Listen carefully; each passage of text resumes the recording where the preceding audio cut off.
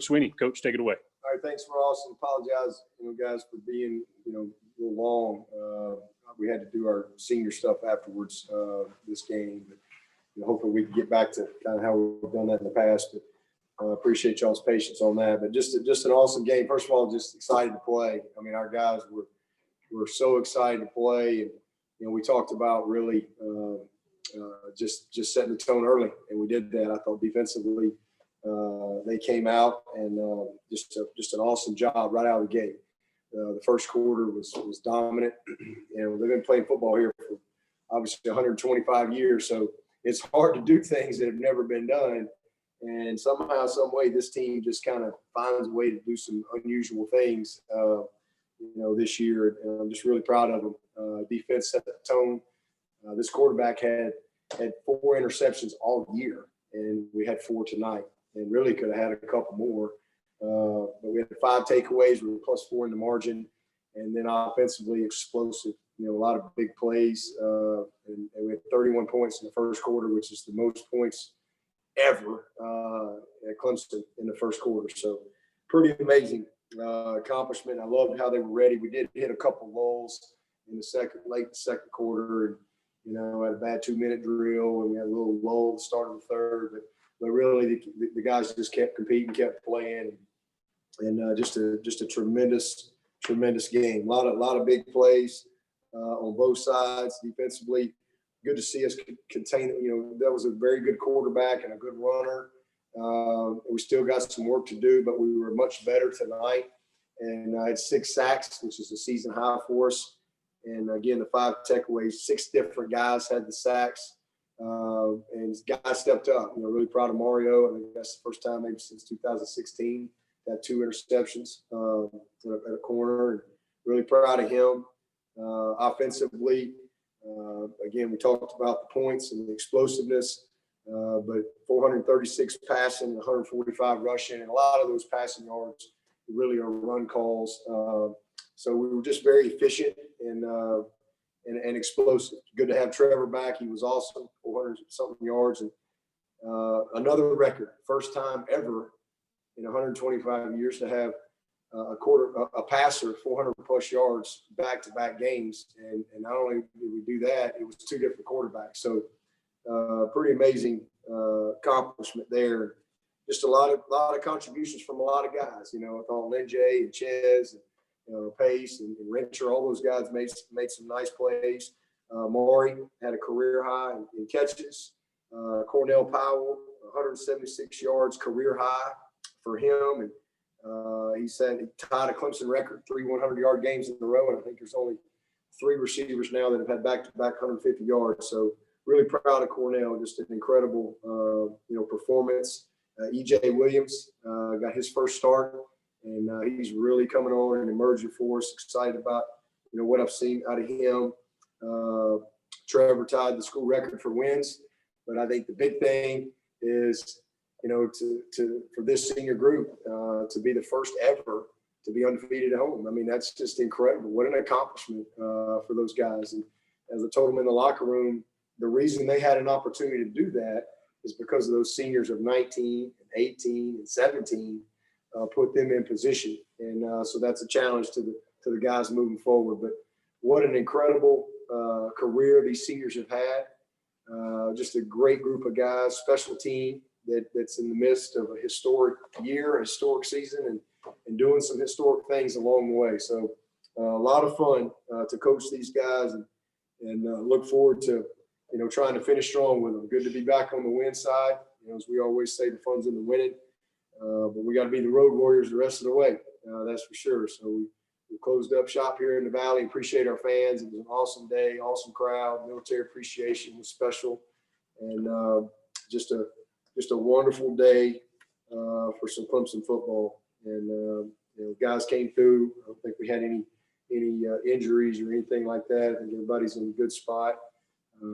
So look forward to enjoying this one tonight. And moving on to the next one tomorrow. So with that, I'll take your questions. Line is open for questions. Hey, Coach, it's Trevor Gross from CUTigers.com. With DK and Landon and Jalen Phillips all out today and a quarterback like Pickett who can sling it around, Had to be great to see all those young corners and safeties perform the way they did. And just if you could answer, I don't think we had DK on our unavailability list. Was he just like a late scratch? Yeah, and he was dressed, and he was just, we just didn't play him today. Sometimes people might say you're in the doghouse, and I like to say he's in the love shack.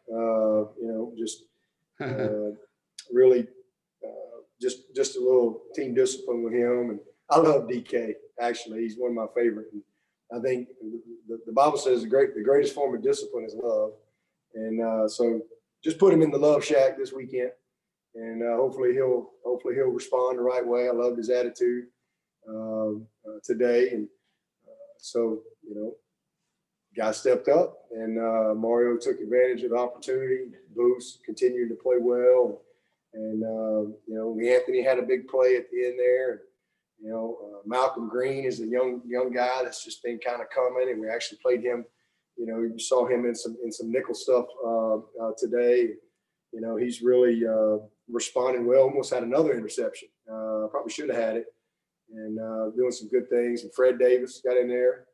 So we love our guys, man. And then those Xanders is a great player, and he's been out now and might be out here for a little while. We'll see. But Joseph Charleston's a guy we got a lot of confidence in. Ray Thornton is a young man that's getting better and better. Redshirt freshman.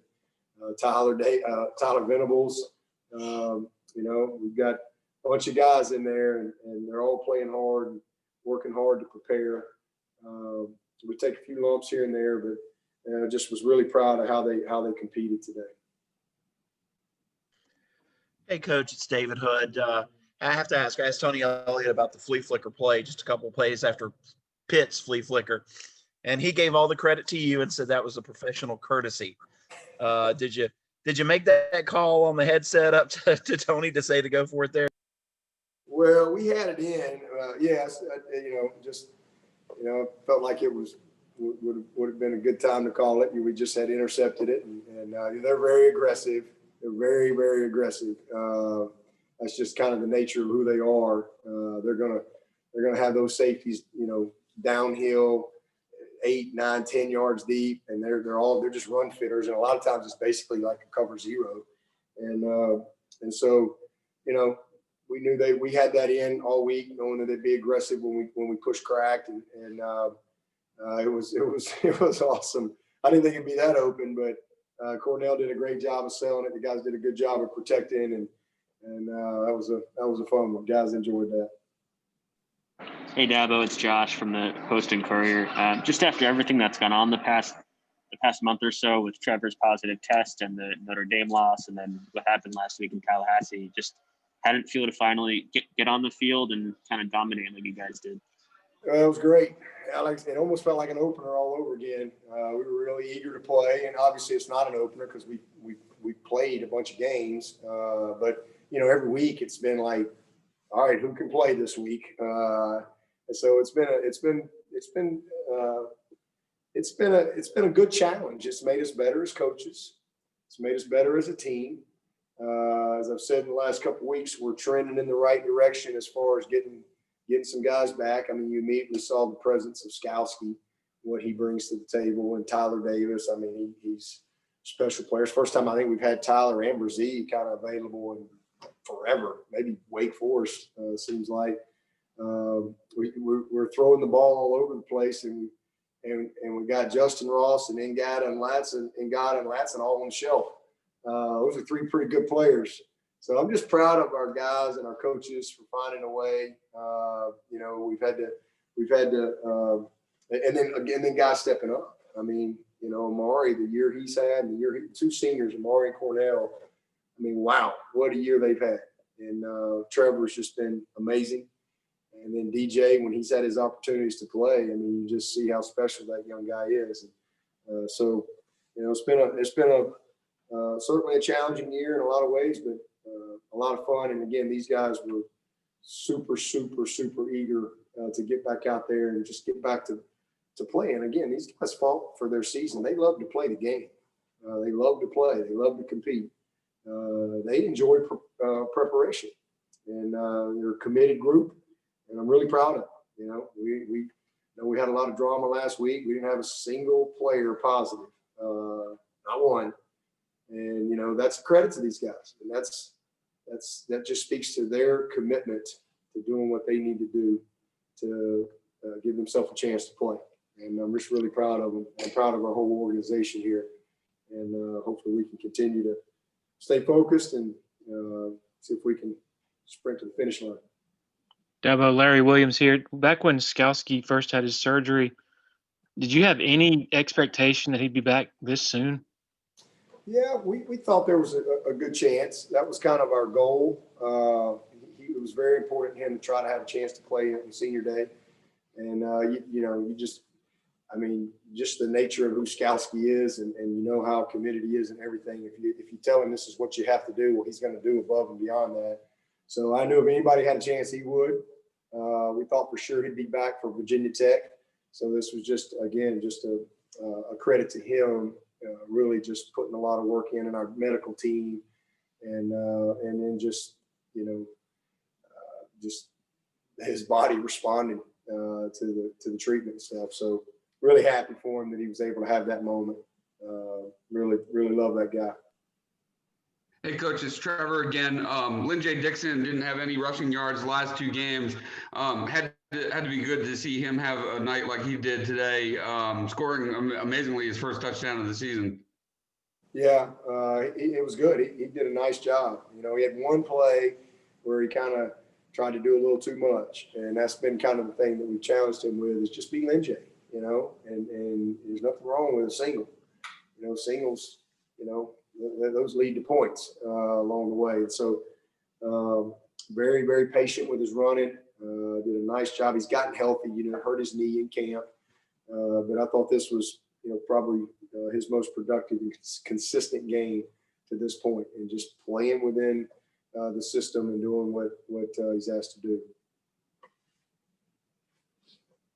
Coach Rob Gilchrist, WCRS 1450 AM, 90.5 FM, Greenwood.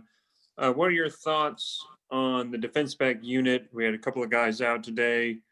Just a great performance against a very high potent offense in Pittsburgh. What are your thoughts on the secondary and having guys like Skalski and Davis, as you mentioned, back? It just seemed like day and night compared to the game against Notre Dame as compared to tonight's big win against Pitt. Yeah, I mean, we don't make any excuses. I mean, we had every opportunity to win the last game for sure.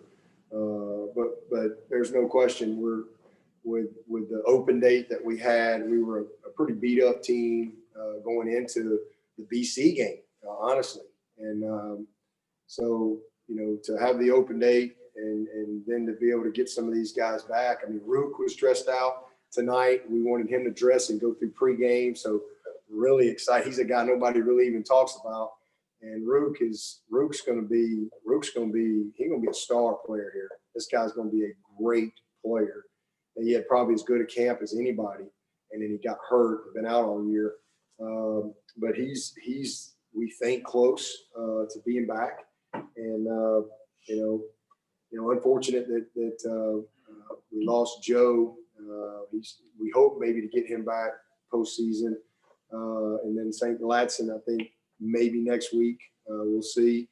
But we just had to kind of who's available, who's not, and but getting Skalski back, getting Tyler back, getting Mike back. Nolan wasn't healthy up at Notre Dame as well. And, battled through for us. Mario's gotten back healthy. He's had some games where he's not been able to go with injury. So we just, the silver lining is we've been able to develop a lot of guys maybe quicker than we would have. We've been forced to do that. So I think we've got some good depth. And as we get some of these guys back, that should serve us well, down the stretch run.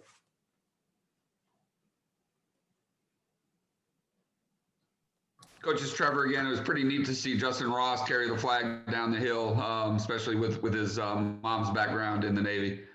Yeah, I thought that was we always kind of figure out who we want to come down, and I just thought that he would be a great guy. First of all, who knows if it might be his last time down the hill. We're all praying and hoping that he'll have a chance continue to play, but that doesn't mean he's going to come back here. You know, I hope he does, but no guarantees for that.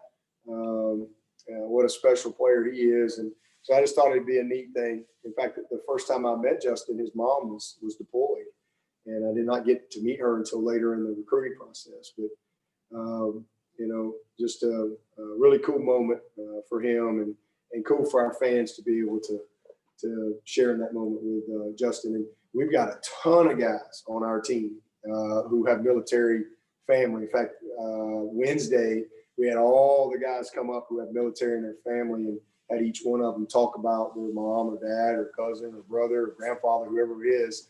And that was a pretty cool moment this past week to kind of, you know, hear them share, you know, their thoughts on our military and their appreciation of their family and their service. Dabo, this is Matt. Have you heard anything on if the Florida State game might be made up or where things are with that game? No, I hadn't heard anything.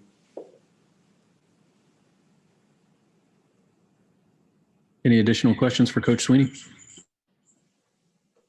Dabo, Larry again. Would Tyler Davis would he have played last week at Florida State? Had that game been played? Been close. It would have been close. I don't know if he would have been able to play.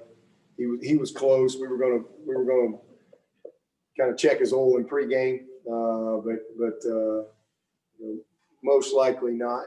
But he had a chance. But he was definitely ready to go this week. What has this ordeal been like for him? Just getting back to play in shape. Yeah, he don't say anything. That guy he's all the time. He's just all about his business. He don't ever complain. He never pouts. He just focuses on what he's got to do. And that's one of the great qualities that he has. I mean, you know, disappointed he hadn't been able to play, but his focus was on getting back. And man, it was awesome to have him back, and again to know that we got that big guy back for the stretch run here.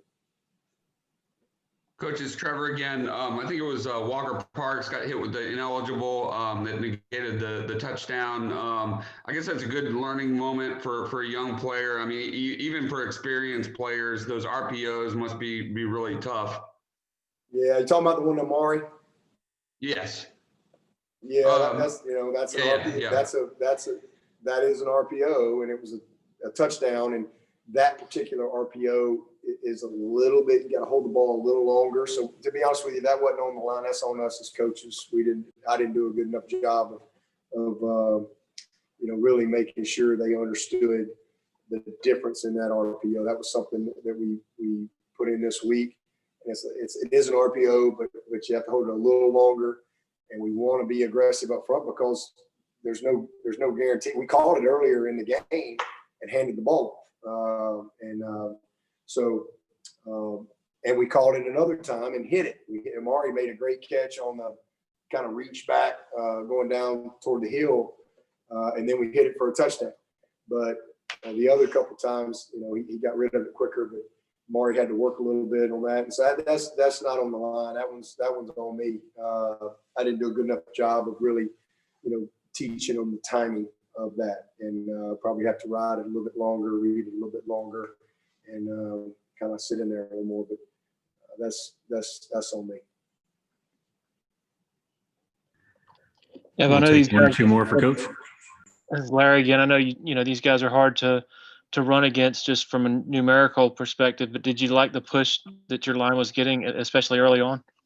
Yeah, I did. I thought you know, we needed to be effective. We needed to be efficient, and you know, to be able to create the explosives that we thought would be there, and create the distortion in the defense. And we were able to do that. I thought Travis was awesome. He looked fresh. I mean, he was fresh legs and just had the eye of the tiger out there. So it was really good. And then you know, Trevor, we did a really good job with our quarterback run game and making some good decisions. You know, we had a couple of good runs that we had some penalties on, unfortunately, but you know, his legs in there are definitely a factor. Just his knowledge and understanding of you know, what he brings to the table with his legs. So, you know, the combination of that and the passing game was really good. Like I said, very, very efficient all day. And I thought our second group got in there at the end. They had their starters in there, and I thought we got some good push from those guys. And there was a couple of kind of gritty, dirty yards where, you know, we had a couple down on the goal line where we didn't have them all blocked, but we were able to just kind of mush it in there with a little bit of, you know, just push. So it was good. It was good from that aspect to get some of those tough, dirty yards when we needed them. Dabo, this is Matt again. I think Travis had 3 receptions today and is up to 40 on the year. Just what has he brought to you guys in the passing game? And do you feel like he's helped his draft stock coming back and showing what he can do there? No question. I mean, he's a Swiss Army knife now. He's gone from a one-pitch guy, and now he's Greg Maddux. You know, I mean, he can do whatever you need. He can paint the corners. He's just off balance all the time. I mean, he's complete. I mean, he is a special player, and he creates so much stress. You know, great players are good with the ball and without the ball. And he's a great player now without the ball. For some part of his career, he was great with the ball. Now he's great without the ball. And a lot of that is the threat that he brings in the passing game. I mean, he is a problem in the passing game. And teams have to really prepare for him, and that creates opportunity. So obviously we can hand it to him and he can do a lot of things, but what he's been able to do in the passing game this year, there's no question. He's an every down back. His pass protection, his understanding of defense, his recognition, he's just improved so much. Tony's done an unbelievable job in preparing him. I mean, from where he was, it's just like I said, kind of a one-trick pony. You know, hand it to him and he's just going to run. You know, to really being a complete player and a guy that understands the zone, the counter, the power, and where the blocks are supposed to be, and his patience in his running, his understanding of the scheme, his pass protection fundamentals, technique, his route running, everything. He's just a complete player. So there's no question.